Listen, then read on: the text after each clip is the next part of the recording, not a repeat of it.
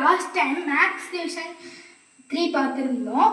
இப்போ நம்ம English level டீச்சிங்கில் டைப்ஸ் ஆஃப் நவுன் பார்க்க போகிறோம். வாங்க பார்க்கலாம். First one proper noun.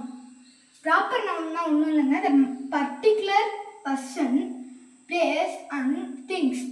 Example ராகுல், new Delhi. Second one common noun, a general name of animals, person. Example boys, boy, dog. Third one collective noun, group of noun. Example flock and team.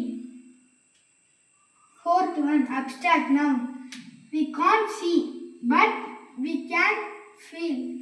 Example happy and kindness.